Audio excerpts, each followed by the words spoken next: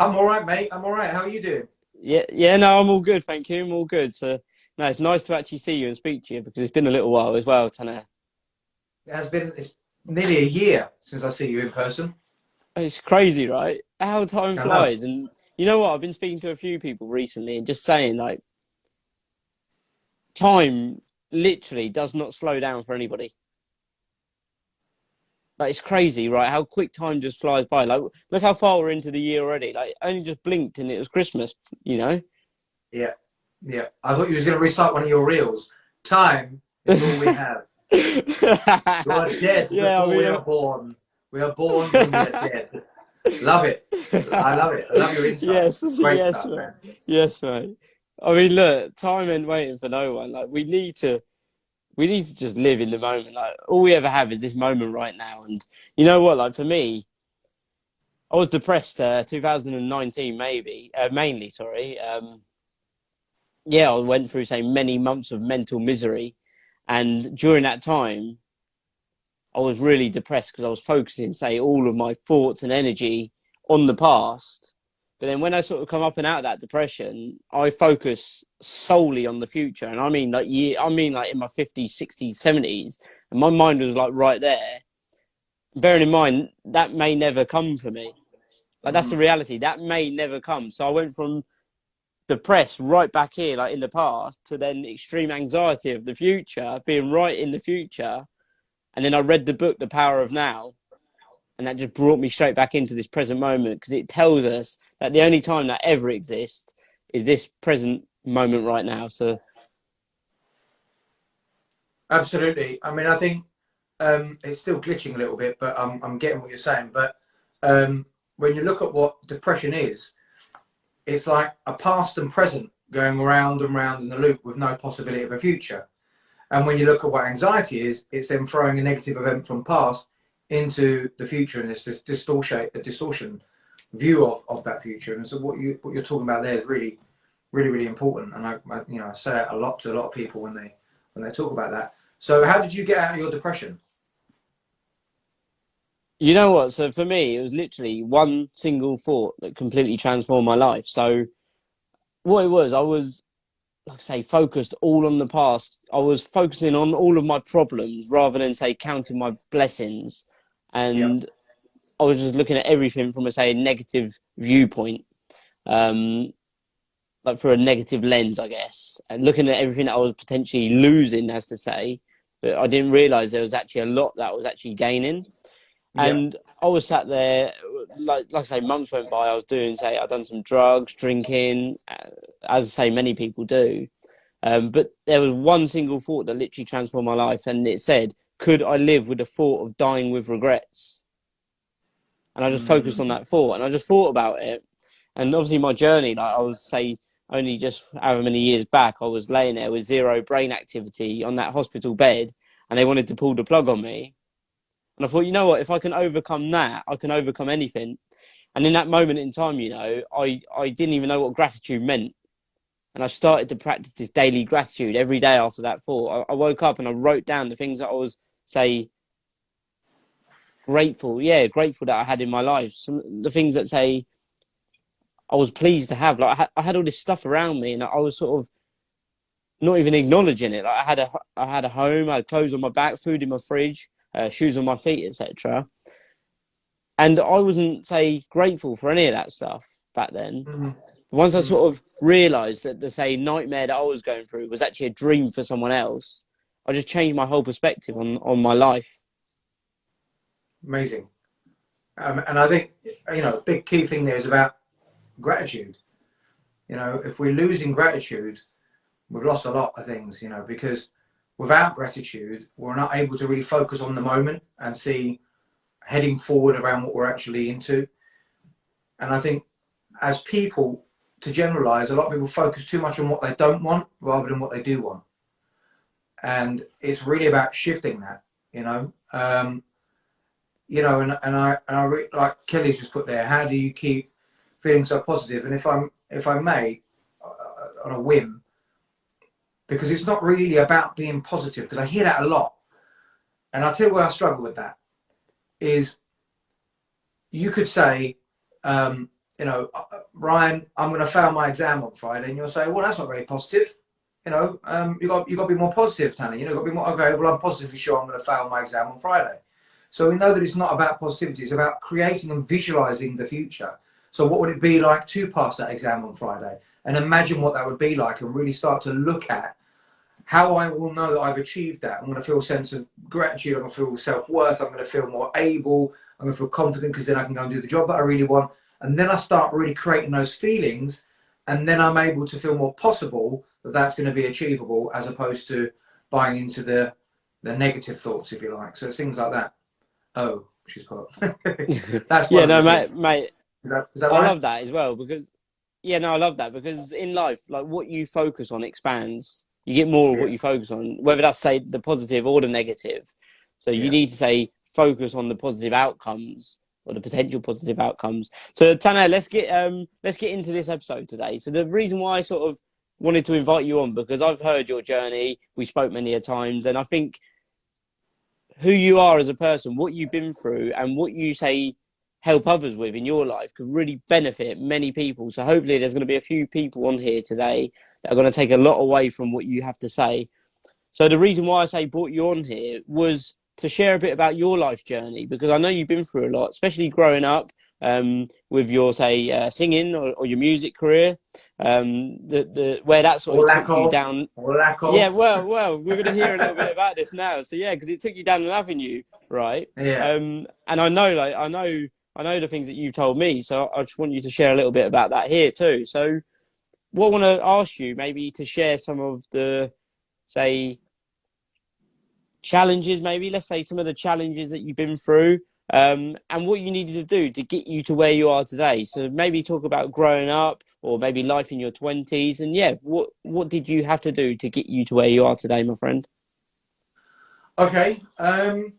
So, I mean, I was always an entertainer. I was always performing on stage and performing off stage, I guess, but always a performer. I just felt right being on stage. I just felt that energy. I later realised that it's also because I could become somebody else as well, I guess. So there's no wonder I liked acting and music and things like that. Music's always been a big part of my life, and and I still use that now because it really influences when you look at the frequencies in your brain, we respond differently to all different types of music, and it creates that emotion and the feeling. It's all energy, right? What is emotion anyway, right? Energy in motion. So I've always loved that. If I'm in a Aggie mood, I might want to listen to some serious drum and bass. If I'm in a real chilled mood and want to be zen-like, I might listen to classic FM driving in the car. I've got an array, and I love it all. But performing was a big part of my life, and I spent a lot of time auditioning, a lot. And when I was about 19, it got really far, and I was signed twice, and it still didn't happen. And it was up and down. It's part of the industry, the waves, right? And but when I was 19, it kind of hit me hard when it didn't happen, and it was televised, and then everyone sort of well, you're open to be judged, isn't it? You look at what's happened to Will Smith today. There's judgments all round. Positive or negative. There's judgments all round, and I signed up for that. I knew that was what was going to happen, and then it didn't happen. And that level of exposure, everyone knew your name or thought they knew you, and I guess I really struggled with that, to adjust to that. I always felt like I had to have something to say, or even if there's nothing going on, I needed to feel like I needed to say something. So they don't really prepare you for that. And although I was really excited, for me, unfortunately, the outlet of drugs and alcohol was a big part of what I did, and that got out of control. It got to a place where it enhanced a lot of things. I can't say I used and drank and hated it, but then it replaced a lot of things and then took over a lot of things. And eventually I couldn't perform without using or drinking. I was just frightened, I guess. I gave into the imposter syndrome. I gave into the negative thoughts about myself and how I looked at myself in the world, and that consumed me really. And then by the time I went back again, I went and put myself through it again. I don't know why, and this was awful. And it was just the worst audition ever. and they televised it. I wasn't in control of my voice. I had no control. It just sounded like I couldn't sing, and it was terrible. And I had to go back to work the next day, and everyone knowing that they're going to see that at some point. I didn't call in sick when it went out on TV. I actually went to work, and you know, it was just a very dark time because I just didn't know. I was lost in the end. So basically, I drank and used every day. For me, it was a downward spiral, and you know, I later realised that a lot of it was due to my attachment issues, my trauma as a kid. I never felt quite right. I never felt part of. I was either better than or worse than, never just part of. So this took a long time for me to really settle, to qualify who I was, and I didn't know who I was. I spent my time being somebody else, and or I'd be whoever you want me to be. You know, I'd fit in and do whatever you want me to do. You know, and that's exhausting. You know, how about spending the energy about who you are? But I had no one to guide me in who I was. You know, I carried a lot of shame. I didn't want to tell anyone what was going on for me. You know, it was very, very difficult. So that just kept on going and going and going until I was 24. And I got clean at 24, got sober at 24. And I started that journey of healing. And it was hard work, man. It was tough because most of my friends drank. Most of my friends at the time would use. So now I can't really hang out with them because that just triggers me and I want to. So I isolated myself from them. And I just felt like I didn't belong again. Re-traumatized myself all over again. I don't belong. I don't belong. I don't belong. That was my voice. I don't belong. I don't belong. You're a piece of shit. You don't belong. You're a piece of shit. I used to talk to myself in that way all the time. And I don't think like that today. But it's taken a lot of time for people to give me their time. And you know, I went to a support group and stayed. And I've been clean sort of nearly 16 years and day at a time. And for me, it's the best thing I've ever done. And by doing that, it's enabled me to be the person I am because it's enabled me to show me how to show up. It's taught me how to grow up and be a man, how to look at my assets, not just my defects. You know, because I think we're quite quick to point out the negatives, but actually what about the positives? And there's a lot of positives. You know, I had a lot of energy and a lot of love to give, but just didn't feel worthy of it. You know, I did distance myself from friends, and then I realised that some of them weren't really friends. Do you know what I mean? Very few of them would call me up and say, "How are you?" Unless it revolved around drinking drugs, and that was sad. So then I was grieving relationships, grieving that they don't actually know who I really am. She's like, Kelly's like speaking my mind. It's like they didn't know who I really really am, you know, and that was tough. And I think the moment came when I really realised that my self-worth meant more than just existing, because that's all I was doing. I just felt like I was existing. I weren't living, and I didn't know how to do that. So I learned through this, you know, and from doing that, I learned what I actually liked, what I didn't like. You know, I used to lie about the food I ate just to impress you. And I was always trying to people please all the time. It's exhausting. But by doing so, it enabled me to show me that I do care and I am worth being loved and I can love and I can go and grab a life and do the best of my ability. And just because I wasn't a signed artist, it wasn't the end. And I started doing all sorts of jobs. I've done everything, nightclub industry for a long time, sales, but then working with kids for the Talk to Frank campaign was the best thing. And it really sparked off that sort of helping continuum really, and working with the youth and learning from them as much as they were learning from me. And it really set off a sort of fascination with what would that be like to actually help someone willingly without any payoff at the end of it. And I loved it. And I wanted to know more, so I went and trained, worked at a local drug and alcohol service because I wanted to work in addiction specifically. And I just grew through that. People took a punt, they gave me a chance. I didn't go to university or anything like that, and I went my way through it. And then I went to night school and trained as a therapist, which, you know, I've been doing for many years. And as I say, I just started to grow through that whole industry really. There isn't a job I haven't done within the addiction field, whether it be criminal justice, prison, community drug and alcohol, private sector, and now I'm in the NHS in mental health, and I also have my own private practice for therapy, and and I absolutely love it. And what this has done is I couldn't just go and do that. I had to heal and learn about myself first, Ryan, right? So once I'd done that, I then really started to see what value I could give to somebody else. Because just because I've gone through experience doesn't mean I know who you are. We're all individuals, but I might be able to understand a little bit better than somebody else who hasn't been through that because I have been, and then we're connected. But I never get it twisted. I don't know what it's like to be you. You don't know what it's like to be me. I only know what you tell me. And so my job is to really facilitate that. And so that's enabled me to go and get a life, you know? Mate, I just want to say thank you so much. Like, honestly, you just gave us so much, say, little bombs and gems there, mate. And really thank you for just being your true, authentic self, because there was so much that I could say unpick from this. So yeah, to start with, let's talk about the whole singing avenue that you went down. So from what I've heard you say before, like you had these almost, and correct me if I'm wrong, you had these expectations up here, like you wanted to go there to obviously make something of yourself. And then you mentioned that day when you done the audition, it was almost like you couldn't sing, like it wasn't coming out how you wanted to. So you was maybe, am I right in saying you was up here and then all of a sudden you just sort of dropped straight back down here? Yeah, I think I always wanted to perform, and Yeah. I think a lot of it was seeking validation as well.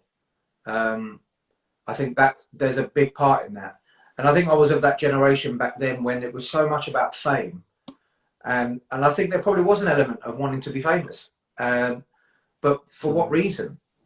And I think it was to fill in that void. That perhaps if you validate me, perhaps if you accept me, then I might accept myself. And it don't work that way. And I think it was mixed in with the fact that actually I really love to perform and I'm good at it, and actually this would be the dream job. But also I wouldn't have to do normal life at the same time because I'm not made for normal life, right? You know, whatever that might be. So there was a bit of a mixture of things. So it was very much up and down. And I never thought I was better than I was. It was the other way. I always thought that I was never as good as. I always compared myself. And I think that held me back. You know, I think that really held me back. But I was young. I was 19 years old. I didn't know. I didn't know what I didn't know, right? So, yeah, so when that didn't happen, the rejection was massive. You know, we need to be teaching kids and the youth how to deal with rejection. You know, we need to be teaching them that. Maybe they do that in schools. I don't know. I'm 40 years old now. I don't know what the school system does, but I've got a daughter who's 7, and I'll soon find out what they teach at the school. But, you know, that kind of stuff would have been of value then, and it just wasn't there. But I learned very quickly that self-improvement means nothing, yeah, unless you've got self-acceptance. And, you know, Lee's just said it at the bottom there. You know, acceptance is the key. It really is. I used to hate people saying that. But without, you know, self-acceptance transcends self-improvement every time. You know, otherwise those accolades mean nothing.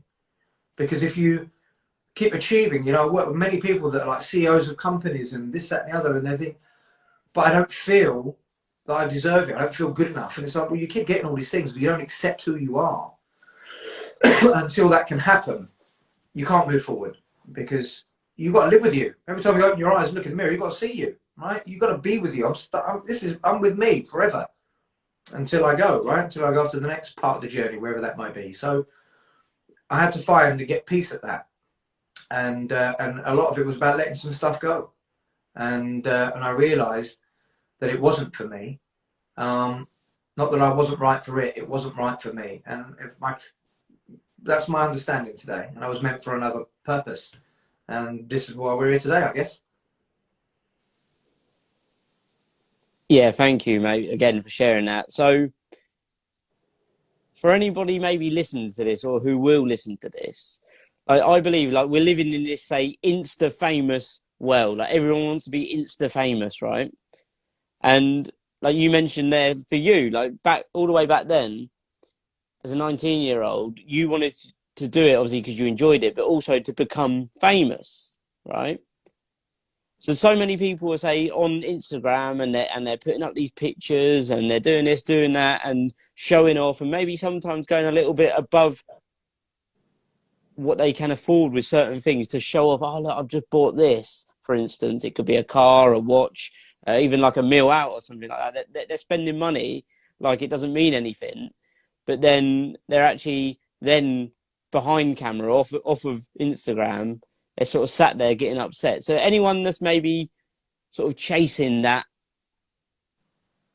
fame and fortune, what sort of piece of advice could you give them from what you learned, from what you've been through? I always say question the motive. Always question the motive. Yeah. What's your motive for approaching that girl on a date? Is it because you want to make it a partner, or is it because you've got another agenda? You know, what's the reason for going for that job? Is it because you hate the job you're in now and you're desperate to get out, or is it because you really want that job because you really love what they're about? So it's about the motive. So if the motive is about, you know, that fame that you talk about, it's because it's through validation, through low self-worth or low self-esteem, it's never going to pay off. It's never going to work. But if it's because you've got a talent you want to share with the world, and it's something that you feel you're good at and you're aligned with it, then it's going to be a much better experience and a much more healthier one, right? So it's always about the motive in everything in our life. Question the motive. What is the motive? And that's what I would say. And reflect and look at that. You know, I didn't do that at 19. I didn't even do that at 21, 23. I spent my time pointing at everybody else. It's everyone else's fault. Resentful. You know, what is resentment anyway? Revisited sentiment over and over and over again in my mind. And it probably wasn't until I was about 30 that I realised that I need to focus on what I want, not what I don't want. And what will be, and what will come. But I need to put the action in. You know, I used to have that plan A and plan B. There is no plan B for me today. It's plan A. And plan A is just flat out in plan A. Just keep doing what plan A is. And so actually question the motive is really important. And when I look at the Instagram, you know, I accept social media as what it is. I use it because I like it. It keeps me connected and engaged. But I don't really care about keeping up with the Joneses, if you like. You know, I don't compare myself to what other therapists do or other. I'm not interested. I just do me. I do what I need to do. Those that follow it, if they resonate with it, great. You know, and maybe that's the wrong approach, but that's enough for me at the moment. I don't want to get caught up in that because I can get, you know, I have an addictive personality, so I can get addicted to the likes and the reels and the hits and who else is doing that and what else should I talk about? I think, no, do you know what? I just talk about whatever I want to talk about. And that's it. Question the motive. Yeah, mate, I love that. Question the motive. So for me, at one point in my life, the motive for me was money. I remember I sat there Googling highest paid jobs. Whether it made me happy or not, I didn't really care because I thought, fuck it, I'm going to find the highest paying job and I'm just going to do that job for another 20 years and get paid that amount of money. Like, money and happiness, like fulfillment, is two different things. And there's no point in doing a job that you dislike or hate, in fact, just to get an income at the end of the month, each month, because you're going to do that for a long period in your life. And then you're going to be like, what the fuck have I been doing with my life for this amount of time? I think it's Tony Robbins says, getting rich and not enjoying the journey is the ultimate fail. So for me, like, I see this world where people stop chasing money, start pursuing purpose and focus on fulfillment, because money is just numbers and numbers go on forever, right? So if you're chasing money, you're going to be running for the rest of your life, because we upgrade our lifestyle. Like, we get paid a little bit more, maybe £1,000 more, £5,000 more. And we normalize that luxury of lifestyle that we've just upgraded to. And then we're always chasing that next level of life. Beautiful. I feel like I'm one of your reels. I love it. It's so I feel the passion when you talk about it, but it's so true, right? Thank you, mate. You know, it's so true. So there's a movie, it's a bit old now, called Fearless with Jet Li, right? And there is a particular, you know, I'm a bit of a movie person and fantasy person. I love all that stuff. But there is a scene in this movie where he's left where he's at. He's in some kind of village, and they're planting rice or vegetables, whatever they're planting in the water. I think it's rice. And what he's seeing is they're all taking their time. We need to get the job done, and he does it really quickly, beats everyone, and he's really achieved. You know, he's smashed it. And when he looks, everyone is doing it slower, but stops and stands and breathes when the breeze comes, right? And then they continue, and he doesn't understand why they're doing it. What the next day, the blind lady is now feeling her way with all the mistakes he's made and replanting everything that he's done. And when I watched that scene, it was really powerful because I used to operate like that. Rush, rush, rush, get it done, chase, chase, chase, got to get it done, got to be the best, got to be the first, like a lunatic. But actually taking time to study your craft, taking time to work on who you are and what you're about, but then stopping and smelling the roses, stopping and feel that breeze. Otherwise, what's the point? You know, I work in the NHS full time and I have my private practice. Yes, okay, I work a lot, but that's a choice I make to provide for my family. But what I do is I make sure that when I'm not in that workspace, that I'm really present with my family and enjoying it. Otherwise, what's the bloody point in doing it? I'll lose the family, I'll lose all that stuff, I'll be very resentful, and I'll probably end up drinking again because I'll be so unhappy. So I've learned that the hard way. Yeah, mate. Like again, like you just mentioned there about just taking a pause for a moment. Because sometimes in life, the quickest way forward is to pause and sometimes even take a step or two back as well. And yeah, of course, it's about moving forward and progressing in life. But sometimes we do need to look back because we need to look back to see how far we come, but also to enjoy that view. Because what's the point in doing anything in life if you're not going to say reap the rewards? Because so many people get caught up in these jobs where they're working stupid hours because they're like, oh yeah, I earn so much money. I'm earning 100K a year. It sounds amazing, right? But when you're at work for like 16, 20 hours a day or something crazy, when do you ever get time to spend time with, say, friends, family, partners, loved ones? You don't, right? So it's super, super important to enjoy what you're doing, but also to reward yourself along the way. Celebrate the mini milestones along the way. Definitely. You know, again, it's the motive, isn't it? If some people want to do that because that's what they want to do, great. You know, that's fine. But that's not in line. And remember, we do talk about going forward or going up that ladder and whatnot. But sometimes it's not always about going up. Sometimes it's about going to the side. You know, so I worked in a private rehab and that was full on. And that took a lot of energy out of me, right? I was on call all the time and I was knackered. So I went for a job, I left there and went to the side. It wasn't a progression up, it wasn't a step up, but it was a step to the side.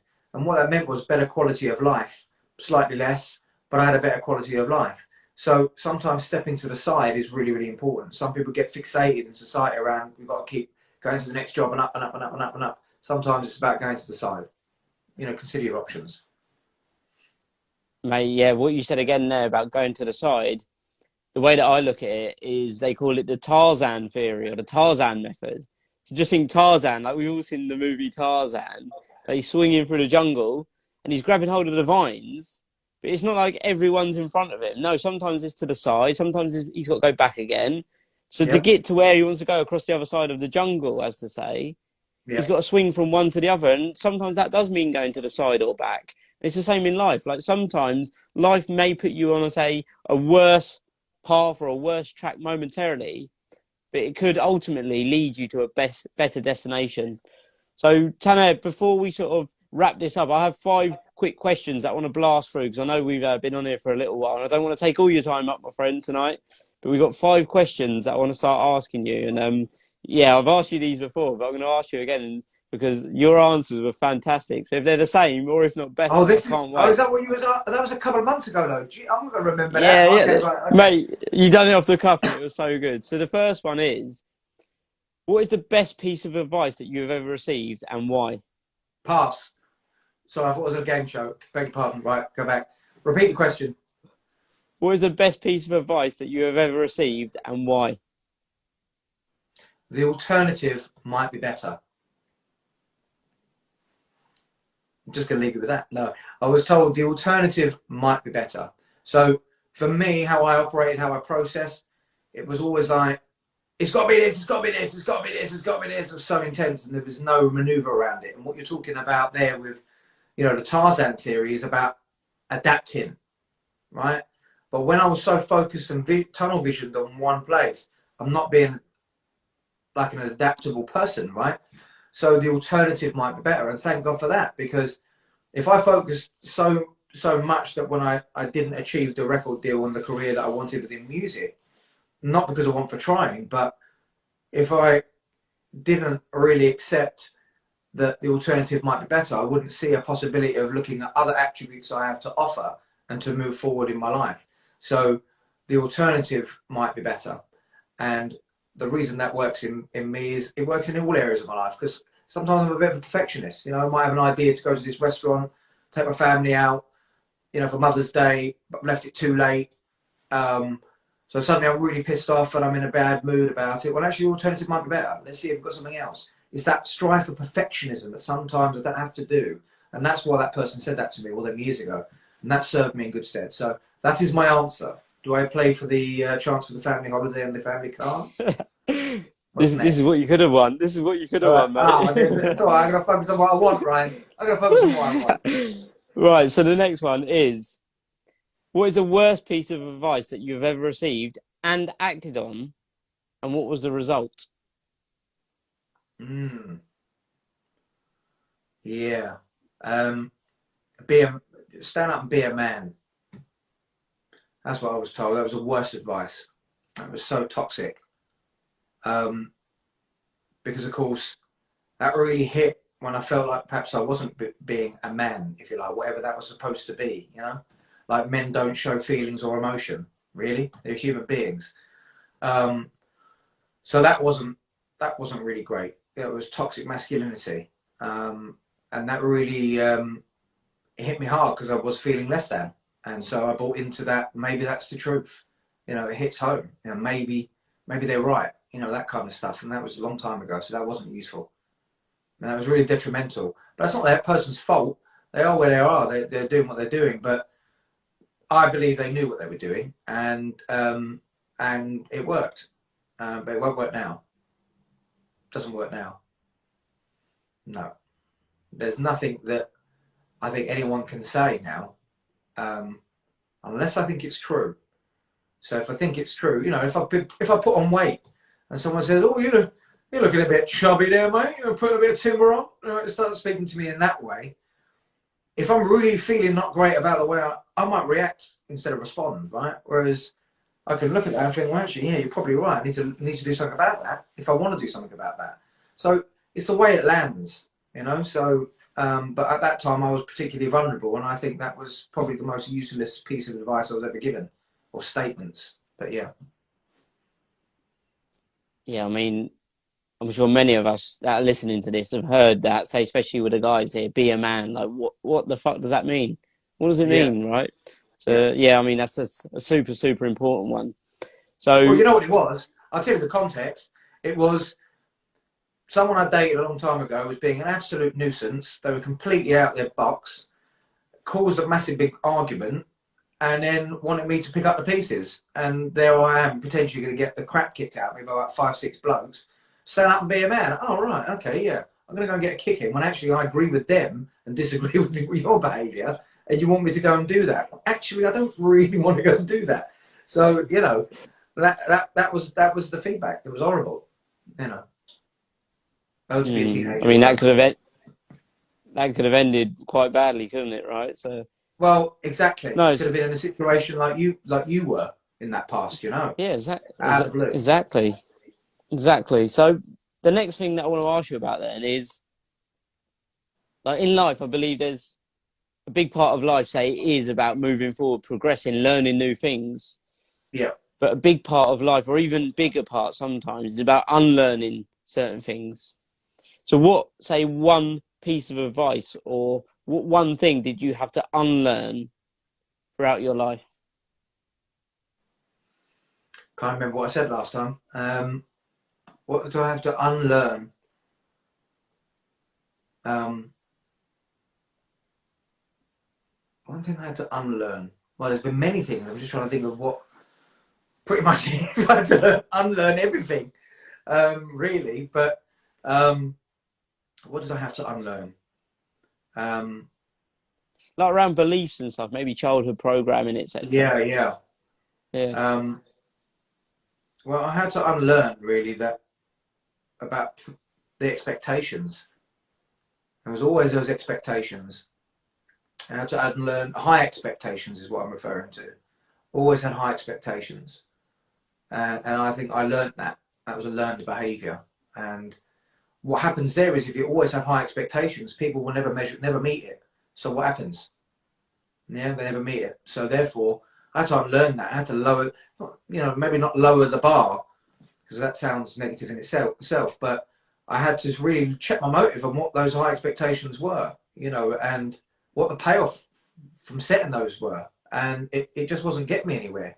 It got to a place, it was like, oh, the tree has been planted on the other side of the road, and person's parked outside my house. It was those kind of really unhealthy levels of expectations. And what that was all about was perfection.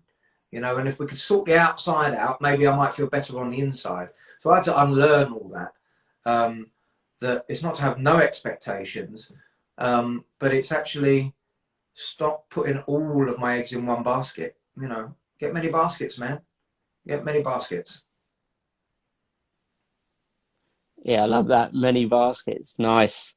So the next question would be then, what is the greatest lesson that you learned from your most painful life experience? The greatest lesson is if you don't pick up the first drink, you don't get drunk. It's impossible. You can't get drunk if you don't pick up the first drink.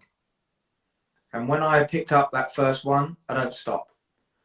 And then it's like my head used to just talk to me all the time. So I'd be engaged with you and my head would be doing this, tap, tap, tap in the back. And it would get louder and louder and louder until I could just have a drink and then get quieter. And then I'd be okay, I'd be talking to you again, and then all of a sudden it's back again, getting louder and wouldn't shut up. And that's pretty much how my addiction went. So if you don't pick up the first one, you can't get drunk, you can't get high.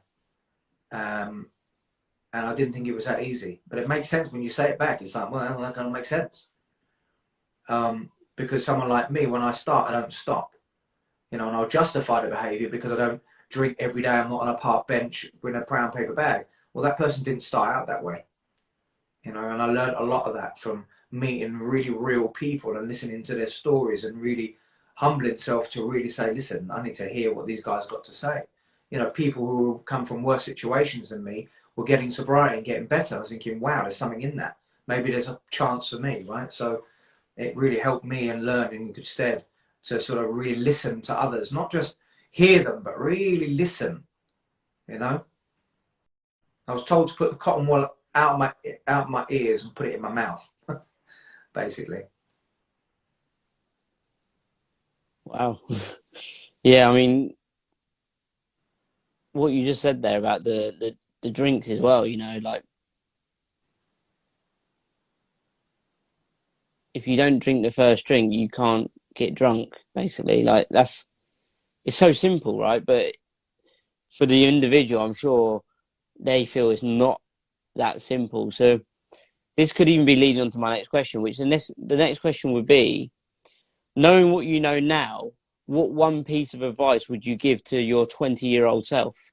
You could even say your younger self, or anybody even listening that's maybe noticed those sort of addictive, is it traits? I'm not even sure what the right word is. Maybe that addictive behavior, they're noticing it. What one piece of advice could you either give to your younger self or to maybe that younger person, or even that any person that's listening today that needs to hear what you've learned? Okay. Well, I do this work a lot with clients, so for me it's quite easy to tap into, but I would always say to my younger self, you are enough, and know that you do not need the approval of others to measure your success. You do what you want to do. You're not going to be for everyone. That's just life. Yeah.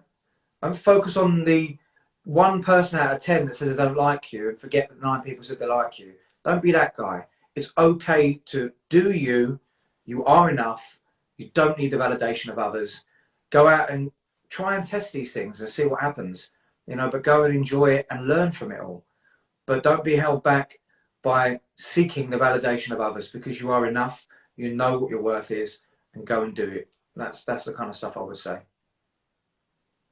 Yeah, man, that's so powerful. Like, so, so powerful, especially for, again, a lot of young guys as well. Like, some of the things that you mentioned just then about, say, be a man, man up, and all that sort of stuff. So I feel like many, many people could take a lot away from what you just said there as well about you are enough, and stop looking at everybody else to almost validate your happiness or your success or just you as a person. Like, in life, winners focus on winning, but losers focus on winners. So stop looking at everybody else on their journey and comparing your journey, because you're comparing your, say, chapter 1 to their chapter 10. And of course, you're going to feel shit. You're going to feel so shit when you see how far that other person is ahead in their life, because you've only just got started. But don't ever let, say, your ego stop you from starting, because we have this ego that's saying, oh, I don't want to start at the start because that person's all the way there. I'm never going to catch up with them. I'm not good enough to get going, or I'm better than starting at the start and not knowing anything.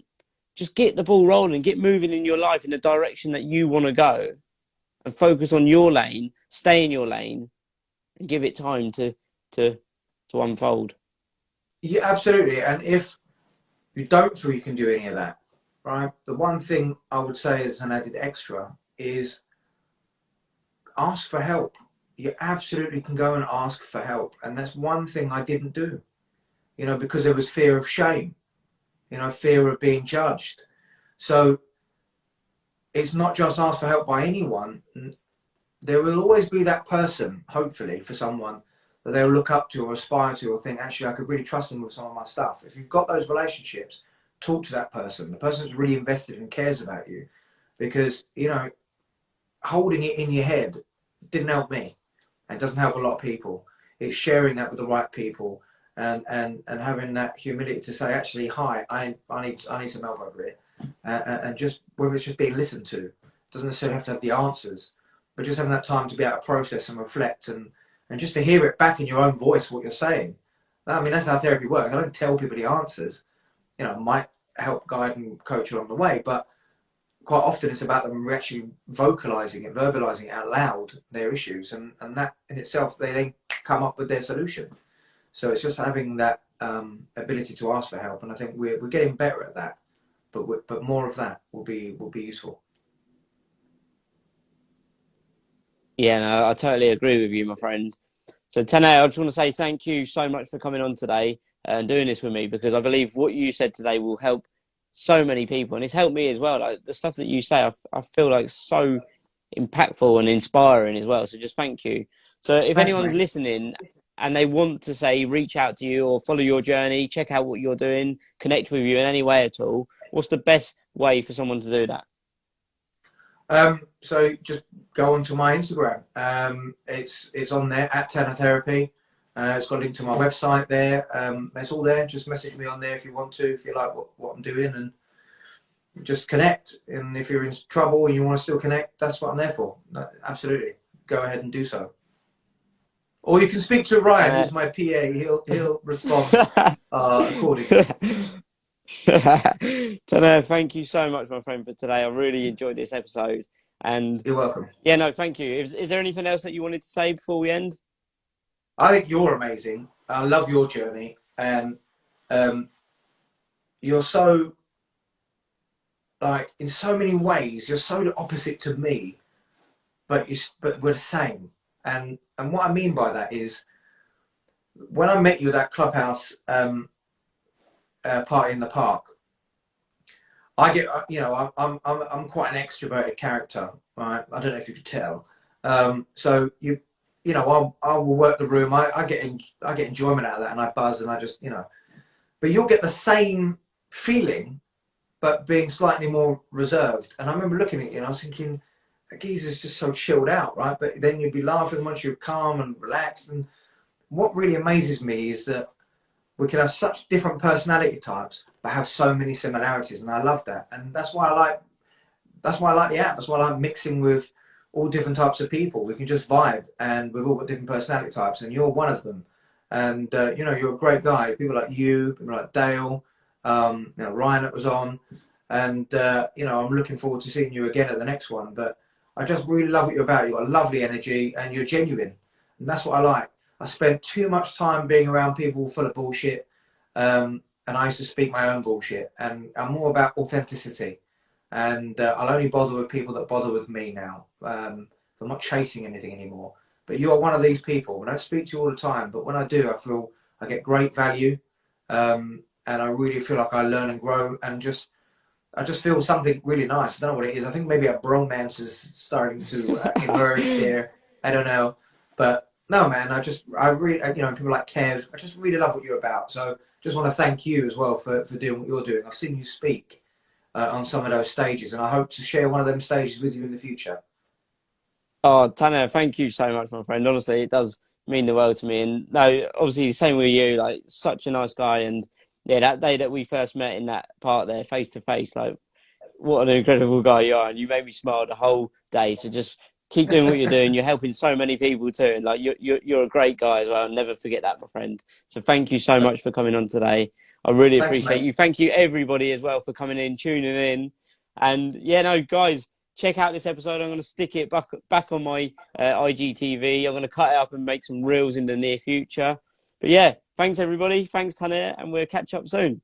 Take care, mate. Thanks, everyone. See Cheers, you my later. friend. Thanks, everyone. Bye. Bye bye.